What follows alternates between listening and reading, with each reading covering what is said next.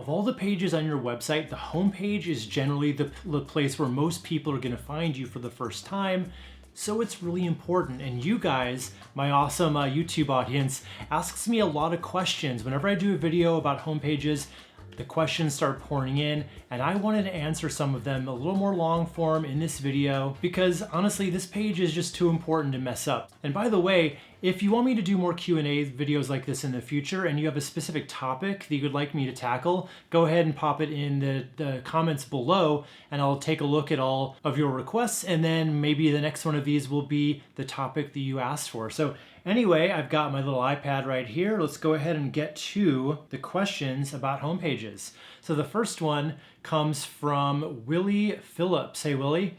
And he says, can I use a video for my hero section instead of a static image? So this is a good question. So I talk a lot about hero sections. And when I do, I'm usually talking about them in reference to the homepage. So the hero section, if you don't know, is just that top section on any homepage. Usually has a nice background image, headline, and a little call to action button. It's the top, very top of the page. So he's asking, can you use a video instead of an image in that background? I will say you can do that, and I actually like it sometimes, but you got to be careful. You got to figure out, is it appropriate here? And there is a case to be made for it being appropriate. So for instance, I would recommend doing it if it's really going to kind of set the stage for your business and what exactly it is you offer. So it's a good way, like if you've got different types of customers you work with, to kind of show a few different people, but you want to keep this very non-distracting. There's a few things to keep in mind. You want it to not be distracting, meaning you don't want the camera moving all over the place. You want it more or less to be kind of static shots. That tends to work best. Not a lot of quick cuts. You certainly don't want any text in the video. I've seen this before because you've got, generally speaking, you'll have text overlaid on top of the video, like your headline. And then I've seen that happen where there's the headline and then inside the video, there's like text popping up. It's like it looks like someone's talking in the video and people are wondering why there's no sound. It really needs to be, if you're going to do this, in what I call an ambient video, right?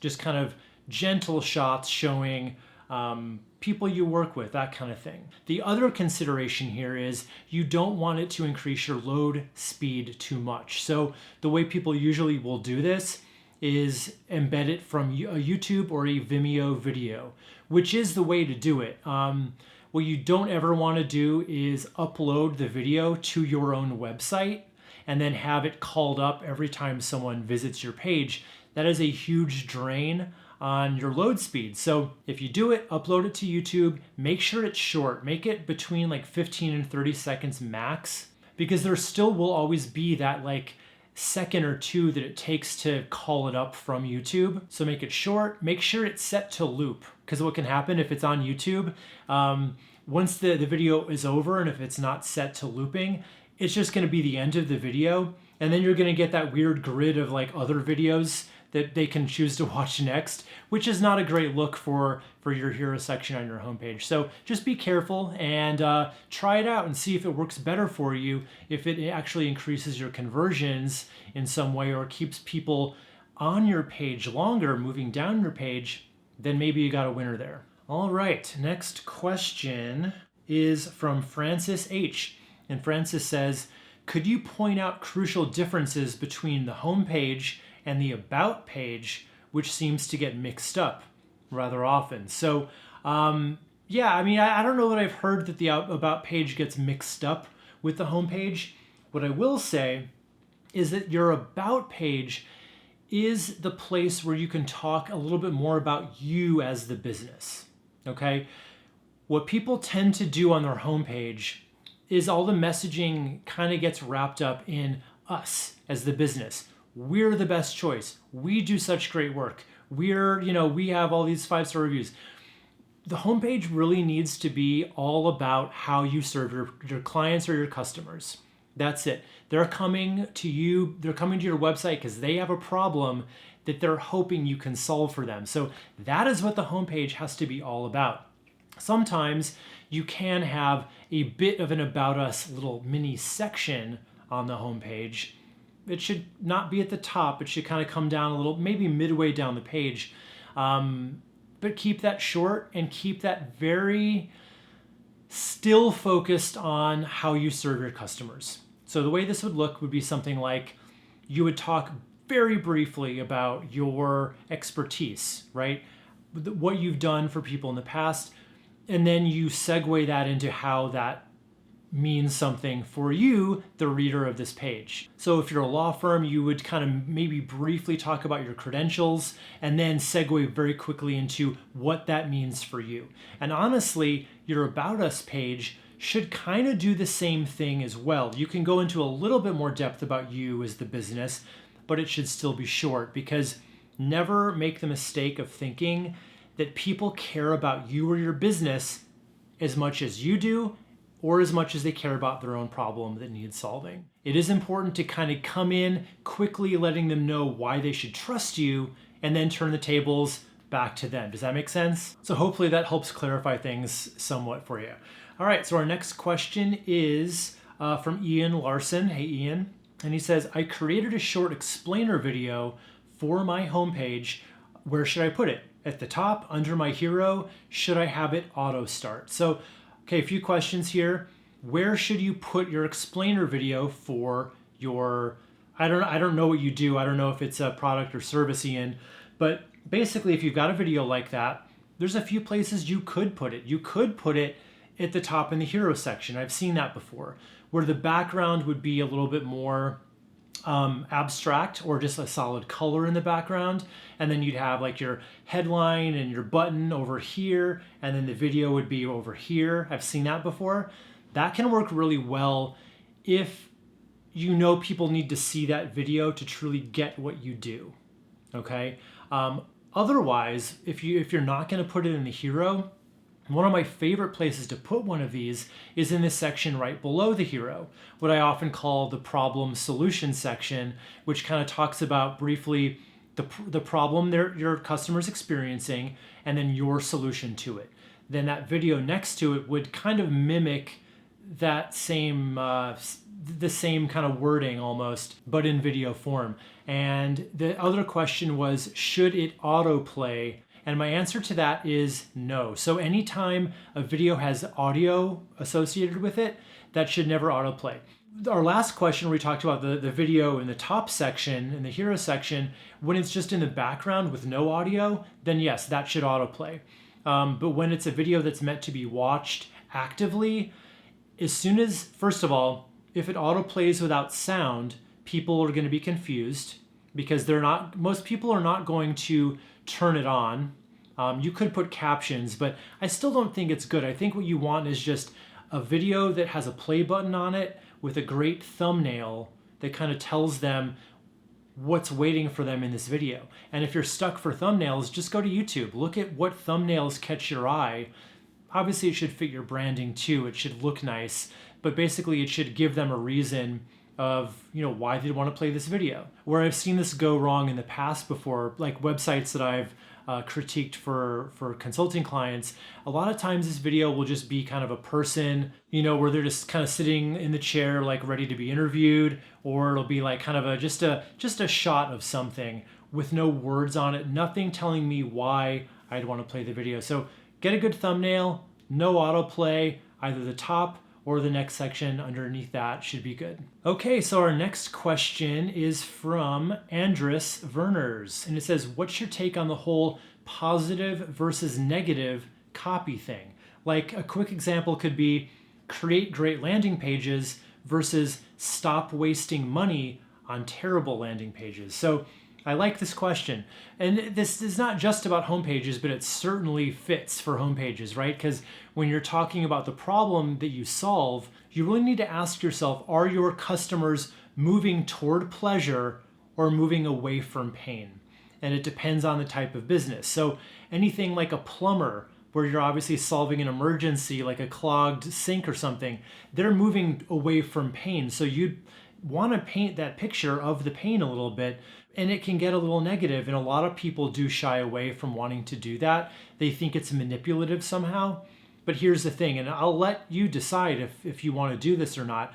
Most people are much more likely to want to avoid pain than pursue pleasure, if that makes any sense at all. So for that reason, you often do need to paint the negative picture of what either state they're in now or what bad state they could be in down the road if they don't go with your services. So I generally like a mixture of both. I don't like to leave them in the negative for too long.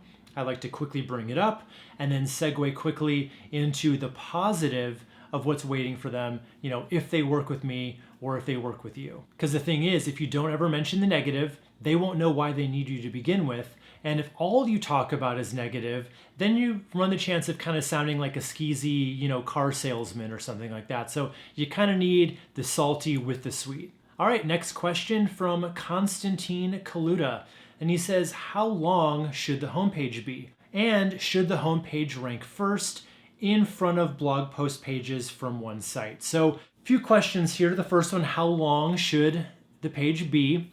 There's no real clear-cut answer here, but I will say studies have shown that pages that rank in the top 10 or even, top 3, they tend to have about 2,000 words on them. Now, I do think this is important because any page needs enough words for Google to really attach themselves to, and having a longer form page tells Google that you're covering your topic or your niche completely. So definitely helps. I say if you're really serious and if you've got kind of a high competition level for your business, I would definitely say try to shoot for about 2,000 words if possible. But keep in mind, this should not be like padded out artificially. It should all be good content. So use, testimonials, use FAQs, use all the kind of things that are actually going to move people down your page and bust through objections and all that good stuff. And the second part to this question was, should your homepage be ranking first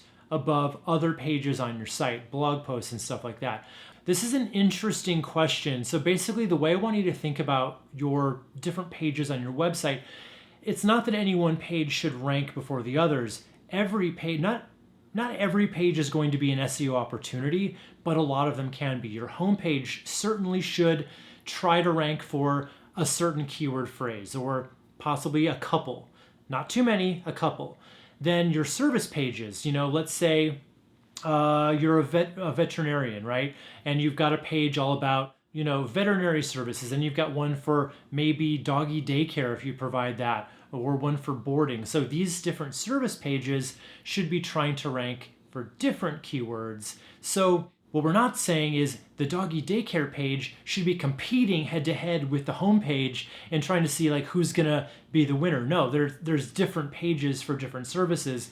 And then blog posts are their own thing, right? You wanna come up with blog posts based on different questions, different long tail questions or keyword phrases that people might be searching for. So you're not putting them in competition, you're giving each of them its own distinct purpose and chance of ranking for new keyword phrases. All right, next question is from Dimitri's Dishes. How do you change your homepage when the theme is very limiting as to what you can and can't do?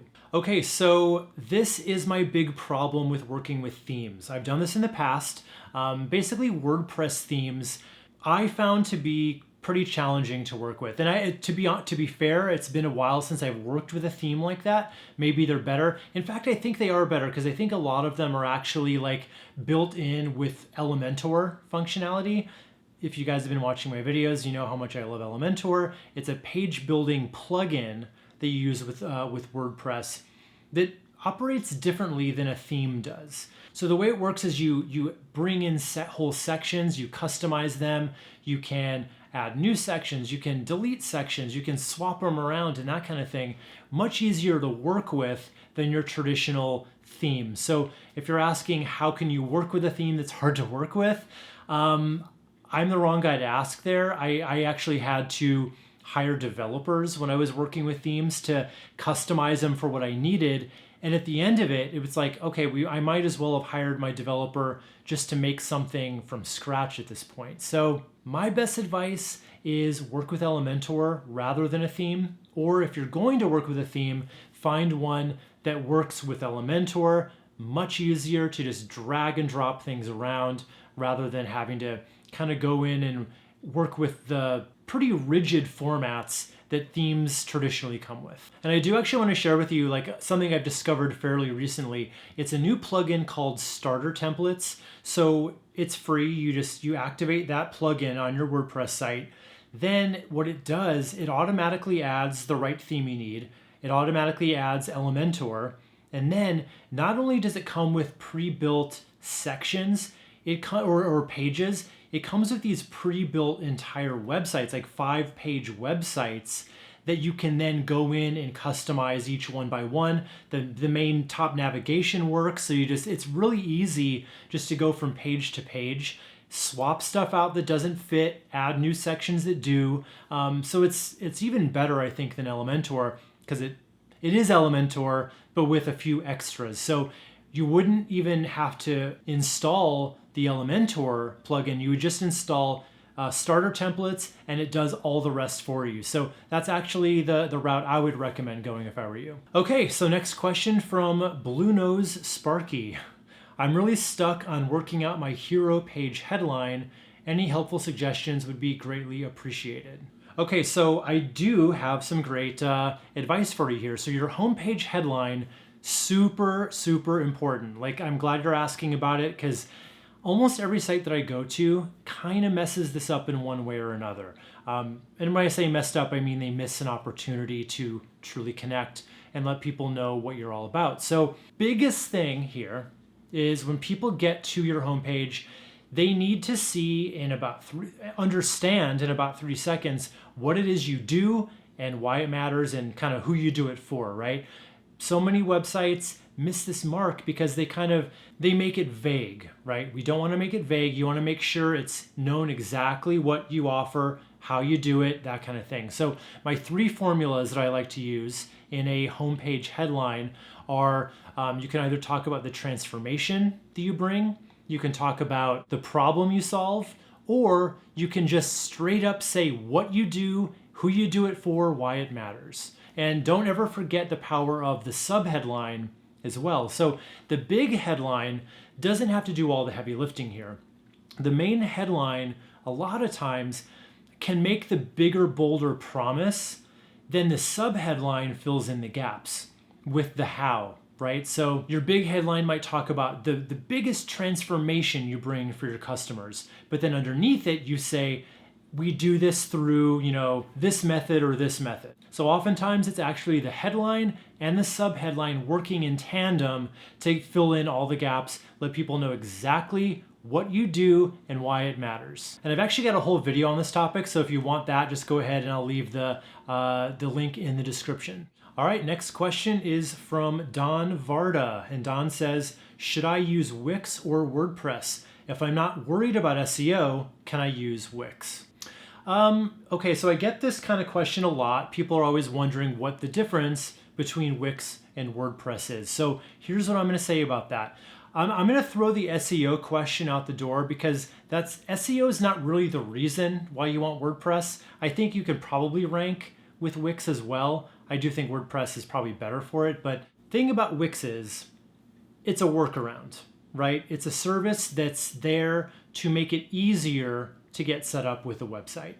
The problem with that is it's now just as easy to get a WordPress website when we're talking about, that starter templates plugin that I told you about that automatically brings in the right theme and Elementor. And now you're dragging and dropping just like on Wix and these like pre-made sites just like Wix, but it's a site you own now. It's not a site that you're renting from a Wix or a Squarespace. So I'm actually surprised that those services are still as popular as they are. I guess maybe I just haven't done a good enough job getting the word out about Elementor and stuff. But these days, when it's so easy to get it set up with a WordPress site, which by the way is preferable for so many reasons, you have ultimate control over your WordPress site. You can add plugins that will basically let you do whatever you want to do.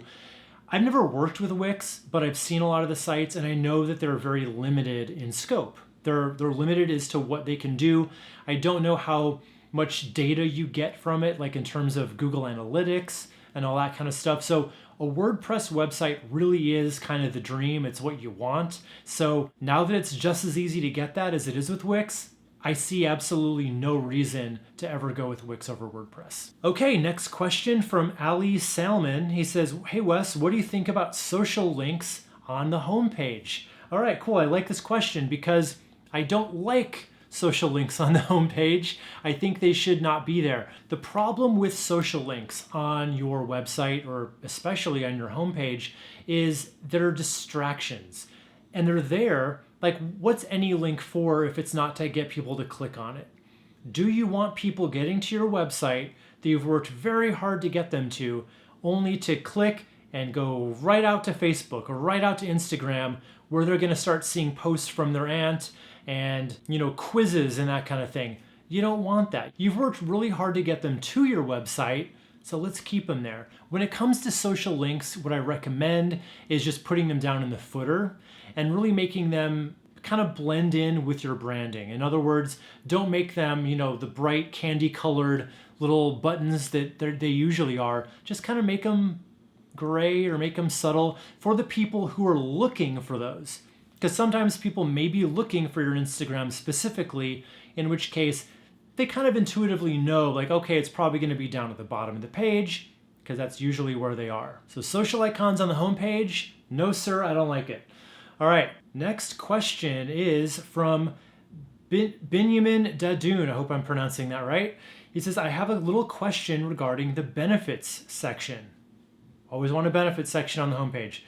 Do you mean the benefits of that company over other companies offering the same service, or the benefits of the service that they're selling will provide? So the question is, should your benefits be talking about the unique benefits that you bring as a business that your competitors cannot claim, or benefits of just your overall service that all your competitors could say the same?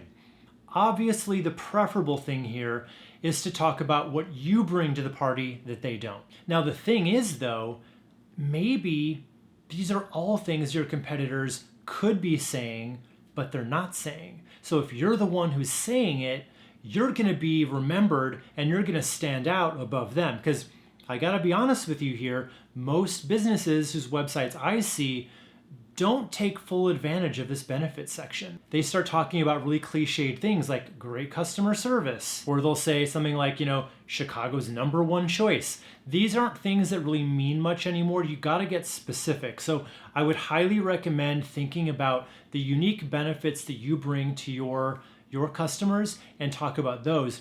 If you don't think you have any that really make you unique, then at that point you might just want to talk about the benefits of the service in general. But again, to stand out, you either want to talk about things that you do differently, or at least things that your competitors are not talking about. Now, if you want that perfect homepage blueprint that I personally always use, just because it works better than anything else I've ever tried, just click this video where I'm going to show you everything you need to know to nail your homepage for more conversions and more revenue for your business. So click right here and we'll get you your perfect homepage.